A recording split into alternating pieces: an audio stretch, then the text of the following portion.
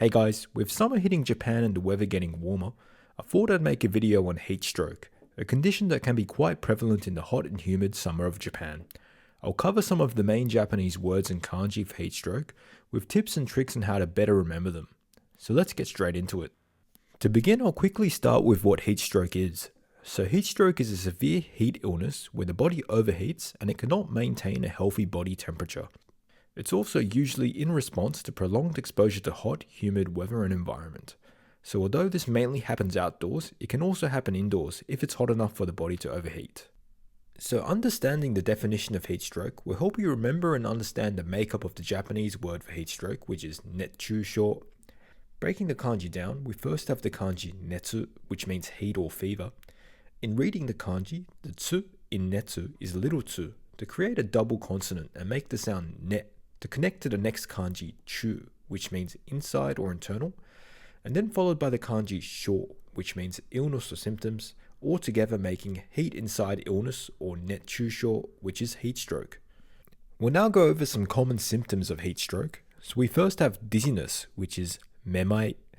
You often see memai written in hiragana, but I've got the kanji here, which you may encounter, with the first kanji being me, being I, and the kanji mai meaning dizzy, together making eye dizzy or memai, which is dizziness.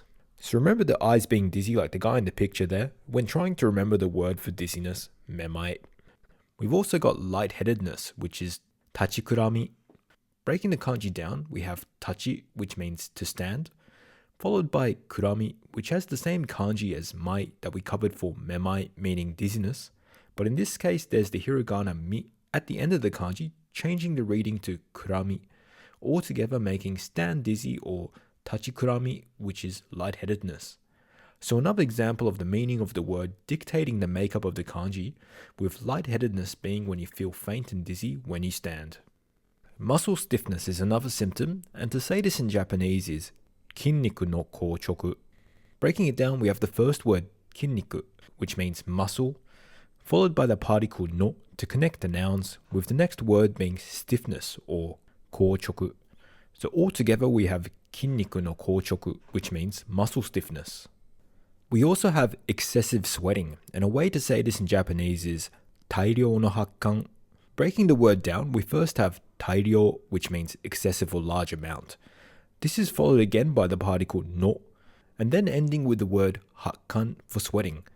I'd say hakkan is more of a medical term for sweating. In everyday language, most people say ase for sweat, which is also the kunyomi reading of the last kanji in hakkan. So putting all the kanji together, we have tairyō no hakkan, which means excessive sweating. Feeling sluggish is another symptom, and to say this in Japanese is karada no darusa. Breaking it down, we have the first kanji, karada, which means body.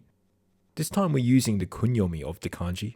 Another common reading you will encounter for this kanji is tai, which is the onyomi of the kanji, and often used when connecting directly to other kanji. In this case, the kanji is using the kunyomi as it isn't directly connected to a kanji, rather it's followed by the particle no, which is then followed by darusa, which is the word for sluggish or lethargic, so altogether making body sluggish or karada no darusa, which is feeling sluggish. We also have nausea and or vomiting as another symptom of heat stroke, which in Japanese is hakikeya oto. So just to preface, these words are medical Japanese terminology for nausea and vomiting. You'll see or hear them used in medical contexts, such as conversations between medical professionals, textbooks, as well as on boxes of medication, etc. In everyday Japanese language, the common way people express feeling nauseous is kimochi warui. For vomiting, you will often hear haita to say I vomited or hakitai to say I want to vomit. So the medical term for nausea is hakike.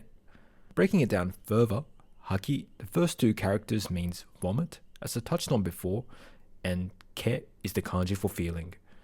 This is followed by the particle ya, which means and or, and then the word for vomiting, or the medical term emesis, which is oto, altogether making hakikeya oto, which is nausea and or vomiting.